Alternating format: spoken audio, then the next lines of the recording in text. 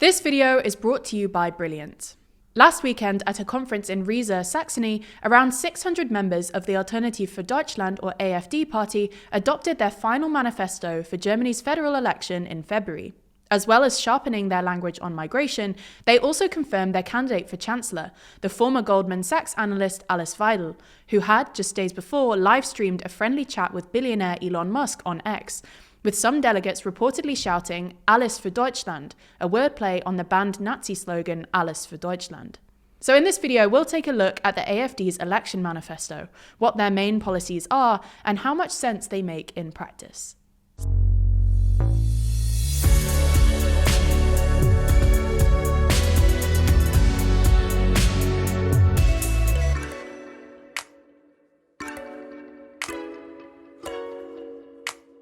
Explore which world leaders are winning and which are losing every week with our new podcast, The World Leader Leaderboard. Find it over on the TLDR Podcast YouTube channel or in your favourite podcast app. A quick note before we get into it though, that at the time of writing, only the draft version of the AfD's manifesto is available on the Bundestag website. We're using this as the main source for our video, along with other German news sources to corroborate the bits we're quoting. All our sources are linked in the video description below. Now let's get into the manifesto, starting with immigration. The AfD is undoubtedly best known in Germany and abroad for its strict closed border and anti-asylum policies. Their manifesto pledges to, quote, close Germany's asylum paradise, which would involve mass deportations through a, quote, comprehensive repatriation offensive. As part of this, the AfD says it will repatriate criminals, dangerous persons, and all Syrian citizens who are no longer entitled to protection, and that they will then proceed in a similar way with persons from other asylum countries. Other immigration policies include processing asylum claims outside of Germany, removing all immigration and asylum quotas, ending the resettlement scheme for Afghan refugees, and reducing benefits for migrants, including lowering the minimum subsistence level for those awaiting deportation. The party also wants to end all refugee support services, as well as state funding for NGOs in this area. Implementing these policies, by the way, would likely require Germany to withdraw from the EU's new migration pact. What's interesting, though, is that the AfD actually sharpened their migration policy between their draft and final manifestos at their party conference. Members voted to delete a statement from the draft about welcoming European workers under the EU's free movement agreement, and also passed an amendment to add the controversial term remigration into their manifesto. For context, remigration is an ethno-nationalist idea, usually espoused by far-right extremists, which involves forcing or promoting the return of people not of European heritage back to their place of racial origin, without regard to their citizenship status.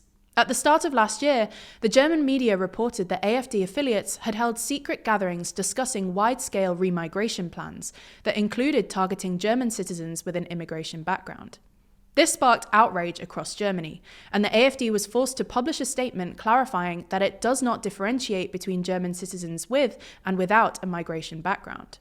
Despite this, the party now appears to have doubled down on its use of the term, with Weidel saying she wanted to, quote, repatriate on a large scale. I have to tell you quite honestly, if it's called remigration, then it's called remigration.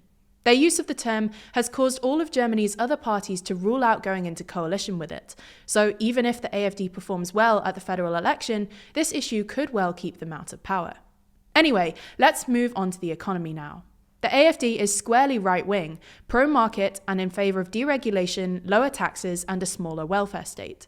They want to, quote, reduce state interventions in the market to a minimum and reduce what they call stifling bureaucracy by abolishing the EU's Supply Chain Act, which requires companies with over 1,000 employees in Germany to identify and mitigate risks to human rights and the environment in their supply chains. They also want to abolish the German Packaging Act, which is aimed at reducing plastic and making recycling more efficient, reduce sustainability reporting, simplify GDPR, and drastically reduce regulations for farmers. Their hope is that by cutting bureaucracy, taxes, and welfare spending, this will stimulate enough GDP growth to offset any new borrowing or any decline in living standards lower down the income distribution.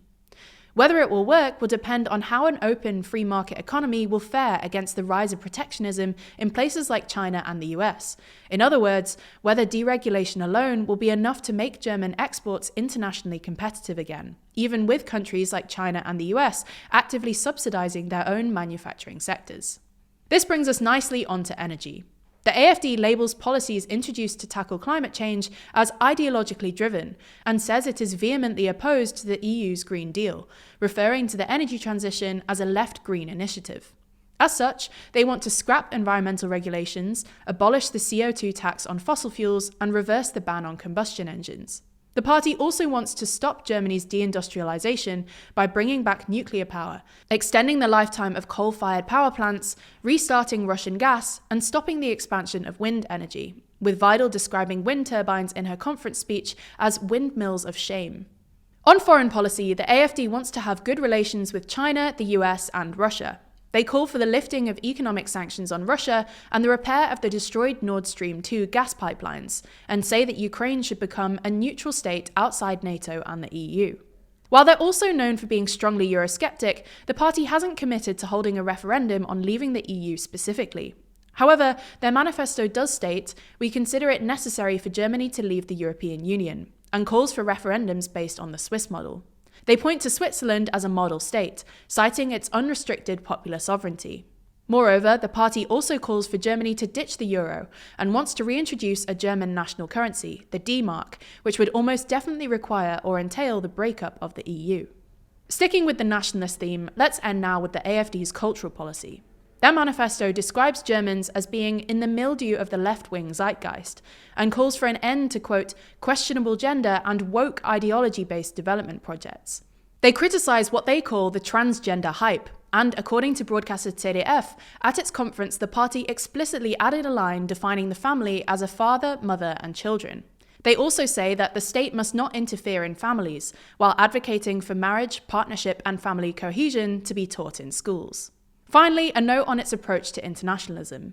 The AfD calls globalization and diversity instruments of destruction and refers to climate research, gender research, and even pandemic research as, quote, biased scientific theories. On top of that, the AfD also claims that international organizations like the UN and WHO are working to disempower nation-states in pursuit of a world government, an apparent nod to the more extreme globalist conspiracy theories. There's a lot of difficult decisions necessary here, and making huge decisions, especially quickly, is difficult, even for world leaders. But the good thing is that Brilliant is where you learn by doing, with thousands of interactive lessons in maths, data, programming, and AI. Their interactive classes help build your critical thinking skills through problem solving, not memorizing. So while you're building real knowledge on specific topics, you'll also be becoming a better thinker. For instance, their Predicting with Probability course can help you better understand and assess the world around you. You can learn to wrangle massive datasets, compare distributions, and master fundamental concepts like Bayes' theorem. That might sound a little technical, but with that active learning, you learn this by answering questions like which airline is least likely to have a delay due to weather, and how much more unruly airline passengers have got since the pandemic. Data skills are absolutely necessary for navigating the modern world, and Brilliant is the best way to get them. To try everything Brilliant has to offer for free for a full 30 days, visit brilliant.org/TLDR or click on the link in the description. And by doing so, you'll also get 20% off an annual premium subscription.